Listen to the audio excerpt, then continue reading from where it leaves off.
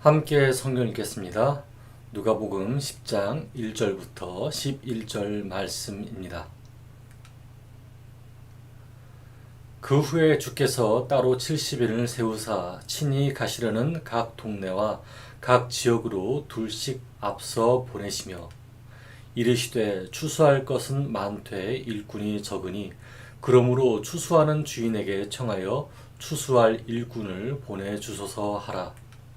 갈지어다 내가 너희를 보냄이 어린 양을 이리 가운데로 보냄과 같도다.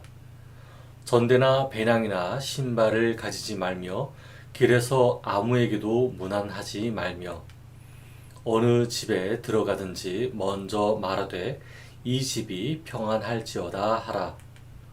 만일 평안을 받을 사람이 거기 있으면 너희의 평안이 그에게 머물 것이요 그렇지 않으면 너희에게로 돌아오리라. 그 집에 유하며 주는 것을 먹고 마시라. 일꾼이 그 삭을 받는 것이 마땅하니라. 이 집에서 저 집으로 옮기지 말라.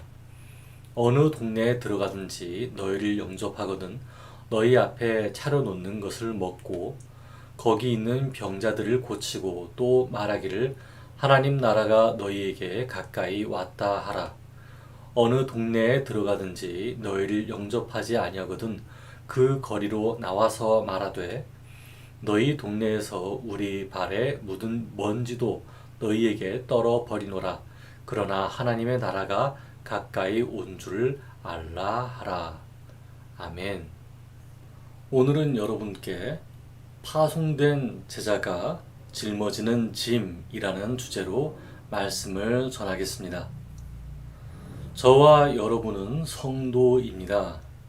우리는 왜 자신을 성도라고 부르고 있을까요?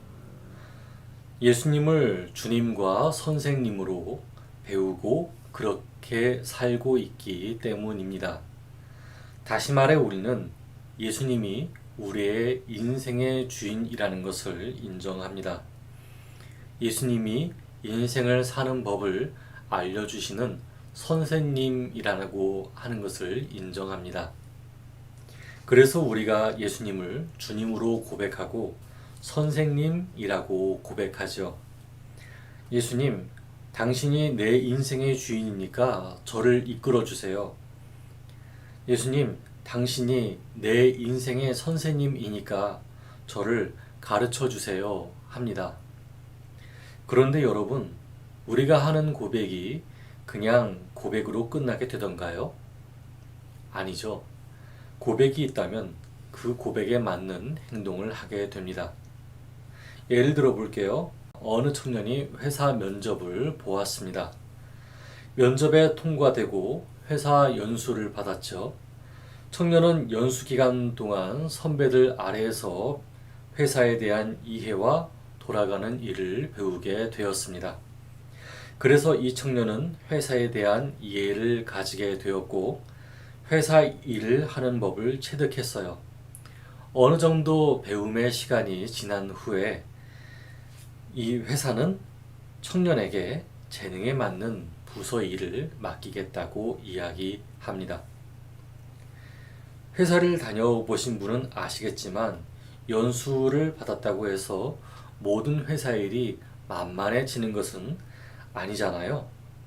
심지어 재능에 맞는 부서로 배치되었지만 쉬운 일은 아닙니다. 우리 인생을 보면 이런 일들이 비일비재하잖아요. 마치 전쟁터에 나가기 위해서 훈련받는 군인 같은 인생이죠. 어느 때는 아직 훈련도 제대로 받지 않은 것 같은데 돌격 명령에 뛰쳐나가고 있는 자기 자신을 발견하기도 합니다. 이렇게 우리는 참 쉽지 않은 삶을 살아갑니다. 본문에서는 예수님의 70명의 제자가 파송하는 장면이 나옵니다. 우리는 한편 예수님의 파송 장면을 보면서 하나님이 우리에게 무슨 새로운 짐을 짊어지게 하시려나 하는 생각을 하게 됩니다. 그러면 하나님의 의도는 무조건 짐을 짊어지게 하려고 하는 삶일까요? 안 그래도 쉽지 않은 삶에 더 큰 짐을 짊어지게 하려고 하시는 의도일까요? 하나님의 의도는 그런 생각과는 좀 차이가 있는 것 같습니다. 어째서일까요? 첫째, 하나님은 사람의 규모에 연연하지 않기 때문입니다. 누가복음 10장 1절부터 2절 말씀을 함께 읽어보겠습니다. 시작. 그 후에 주께서 따로 70인을 세우사 친히 가시려는 각 동네와 각 지역으로 둘씩 앞서 보내시며 이르시되 추수할 것은 많되 일꾼이 적으니 그러므로 추수하는 주인에게 청하여 추수할 일꾼들을 보내주소서 하라. 아멘. 예수님께서는 12명의 제자들을 제외한 70명의 제자들을 따로 부르셨습니다. 그리고 12명의 제자들에게 전도의 사명을 맡기셨던 것처럼 각 동네와 각 지역으로 둘씩 앞서 보내셨어요. 여기서 앞서 보냈다는 말은 예수님이 함께 따라가지 않았다는 말이죠. 좀 아쉽지 않을까요? 예수님이 앞장서서 12제자들과 70명의 제자들을 한꺼번에 데리고 다니면 좀 세력도 커 보이고 영향력 있어 보이지 않을까요? 하지만 예수님께서는 그것을 원하지는 않으셨습니다. 숫자가 많은 것을 보고 사람들이 엉겁결에 따라다니게 하는 것보다 제자들이 다니는 곳곳에서 또 다른 제자들이 일어나길 바라셨어요. 그래서 파송되어 떠나는 제자들을 향해 예수님께서는 하나님께 기도하는 방법을 알려주시죠. 2절을 풀어서 읽어보겠습니다. 제자들아, 이렇게 기도하여라. 하나님, 복음을 전할 사람은 많습니다. 하지만 저희는 적은 숫자예요. 그러니까 우리가 다니는 곳마다 사람들이 복음을 받아들이고 또 다른 복음 전도자가 새로 생겨나게 해 주세요. 그러면 이렇게 기도하면은 복음 전도가 쉽다는 이야기일까요? 3절을 함께 읽어보겠습니다. 시작. 갈지어다 내가 너희를 보냄이 어린 양을 이리 가운데로 보냄과 같도다. 아멘. 어린 양은 이리에게 저항할 힘이 없는 연약한 짐승입니다. 왜요? 연약하니까요. 소규모로 움직이니까 사람들이 얕잡아 볼 수 있다는 말이죠. 이 말은 복음이 쉽게 전파되지 않을 거라는 의미입니다. 하지만 한편으로 복음을 전하는 사람에게 위안이 되는 말씀이죠. 전파하는 사람들의 규모가 작더라도 하나님은 일하고 계신다는 것이니까요. 우리는 오랜 세월 동안 큰 규모를 가진 사람들의 장점만 보아왔습니다. 그래서 어느 단체가 생긴다면 그 규모에 연연하게 되죠. 그렇지만 큰 규모의 세력이 얼마나 무지할 수 있는지도 보아왔습니다. 오늘날 작은 한국이 큰 세계에 영향력을 끼치고 있지 않나요? 예수님의 제자된 우리도 그와 같습니다. 아무리 적은 인원이라 할지라도 하나님은 저와 여러분을 통해서 또 다른 제자들을 만드실 것입니다. 그러니까 직장에서, 사회에서 나 혼자만 예수 믿는 게 아닐까 하고 걱정하지 않으셔도 됩니다. 여러분 한 사람 한 사람이 하나님이 일하시는 통로이니까 말입니다. 자, 그러면 하나님의 의도 두 번째를 보겠습니다. 둘째, 하나님은 재물에 연연하지 않기 때문입니다. 누가복음 10장 4절부터 5절 말씀을 읽어보겠습니다. 시작. 전대나 배낭이나 신발을 가지지 말며 길에서 아무에게도 무난하지 말며 어느 집에 들어가든지 먼저 말하되 이 집이 평안할지어다 하라. 아멘. 전대나 배낭 그리고 신발은 먼 곳을 여행할 때 필요한 필수품이었습니다. 전대에 돈이 두둑하고 배낭에 쓸 것이 많고 여분의 신발이 준비되어 있는 사람에게는 여행이 전혀 염려되지 않았죠. 오늘날에도 마찬가지 아닐까요? 우리 인생이 여행이라고 한다면 말입니다. 거금이 들어있는 통장이 몇 개나 되고 숙식이 가능한 캠핑카에 경우에 따라서 신을 수 있는 신발이 몇 켤레나 된다면 무슨 염려나 근심이 있겠어요. 그리고 무난이라고 하는 구절이 여기 있는데 무난이라 한다면은 무난 인사를 말합니다. 다만 유대인의 무난 인사는 모양이 많이 달라요. 우리가 아는 사람을 만나면 야 반갑다 밥 한번 먹자 하고 거의 마칩니다. 하지만 유대인의 무난 인사는 상대방의 비위를 맞춰주고 칭찬에 칭찬을 더하면서 적게는 몇 시간 또 길게는 며칠이고 오래 끌어주는 것이 원칙입니다. 그런데 이 문화에 얽매이면 복음 전파는커녕 예수님께도 다시 돌아가지 못하는 상황이 되겠죠. 이 뒤에 있는 6절부터 8절 말씀이 동일한 말씀입니다. 하나님이 일하시는 방식은 물질의 충만함에 있지 않고 허례허식이 된 문화에 얽매이지도 않는다는 거죠. 그래서 대접받은 것에 감사하게 되고 굳이 더 좋은 대접을 받기 위한 목적으로 집을 옮기는 것을 허락하지 않으셨어요. 제가 어릴 적 필리핀 단기 선교에 갔던 때였습니다. 팀을 나눠서 2명씩 현지인 성도 집에 들어가서 숙박을 하게 되었습니다. 그런데 저는 홀로였어요. 아니 다른 사람들은 다 둘씩 가는데 왜 나 혼자만 홀라야? 게다가 말이 안 통하는 현지인들과 얼마나 어색하게 지냈는지 이루 말할 수 없었습니다. 식사도 작은 소시지 2개랑 계란 후라이 하나, 얇게 썰어 있는 몇 가지 채소와 작은 공기로 퍼담은 밥이었습니다. 그런데 그걸 불평할 수 없었어요. 그들의 사정이 눈에 보였기 때문이죠. 예수님께서 제자들을 파송했을 때도 마찬가지였습니다. 그 당시 살고 있는 사람들의 삶은 대부분 열악했습니다. 하지만 제자들은 예수님의 제자라고 하는 타이틀이 있었어요. 병을 치료하고 귀신을 내쫓는 능력이 있으니 부잣집의 초대를 받았을 수도 있었겠죠. 그러나 예수님의 제자가 된 삶은 그런 것에서 멀어진 삶이었습니다. 높임을 받은 만큼 대접받기 위한 삶이 아니라 오늘 예수님의 명령대로 살고 그에 수고한 식사만 하면 되는 것으로 만족하는 삶이죠. 우리의 삶을 보세요. 자기 능력에 맞게 인정받고 싶어 하지 않습니까? 그만큼의 수고비를 받는 것이죠. 저도 마찬가지예요.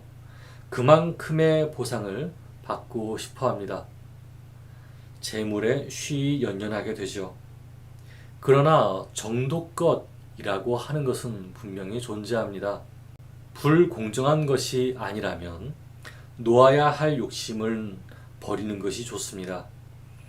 예수님을 믿지 않는 사람도 과도한 욕심은 독이 된다는 것을 알고 있는데 우리들이라면 더 주의해야 하지 않을까요? 이를 기억하시기 바랍니다. 이제 마지막 하나님의 의도를 알아보겠습니다.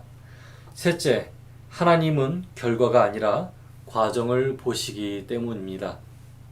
누가복음 10장 9절부터 11절 말씀을 읽어보겠습니다. 시작.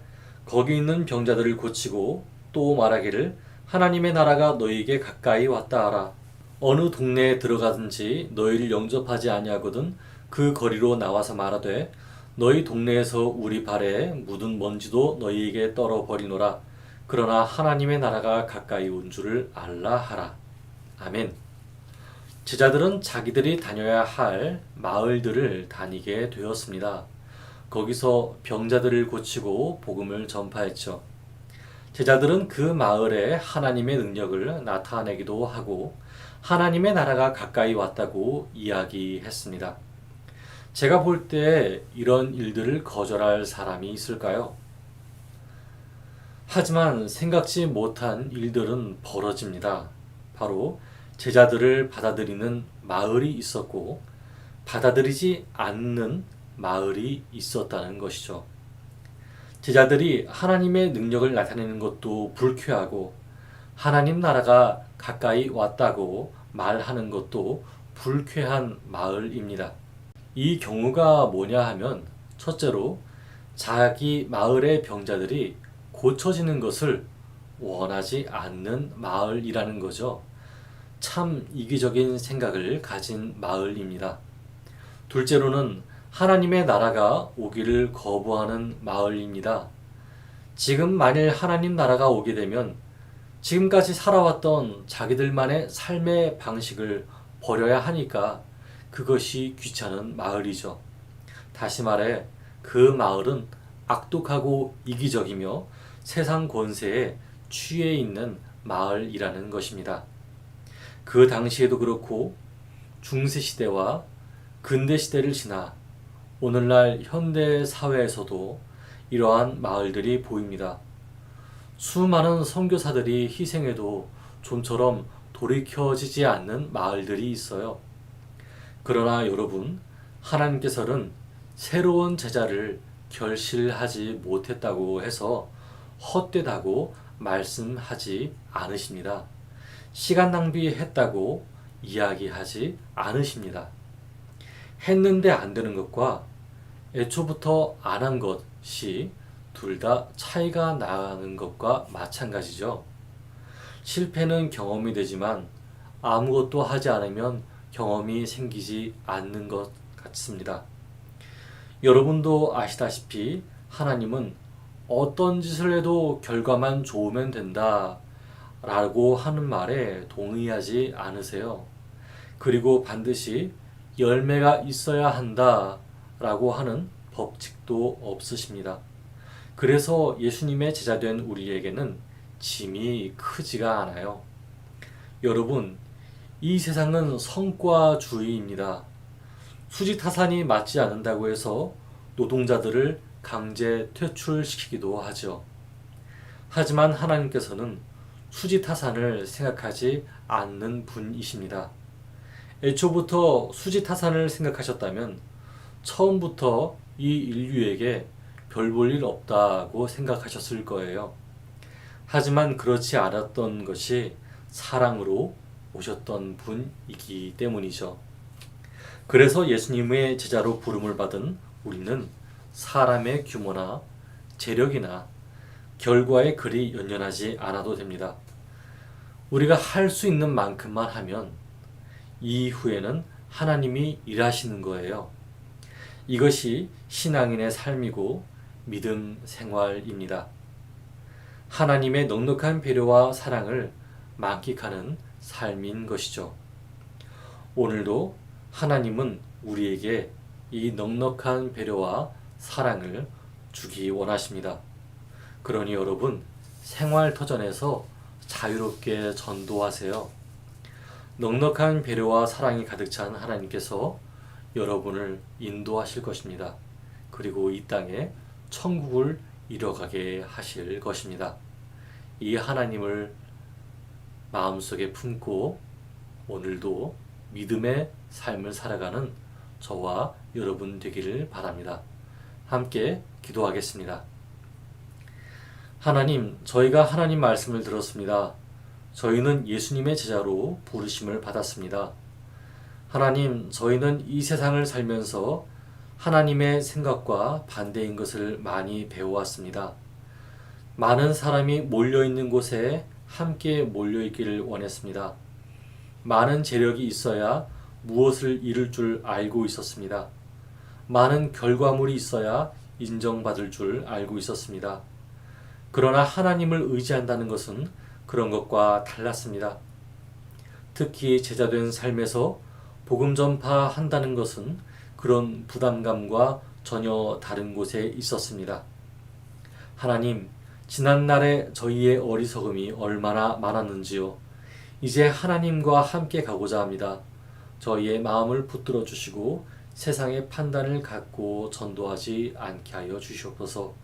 예수 그리스도 이름으로 기도드렸습니다. 아멘.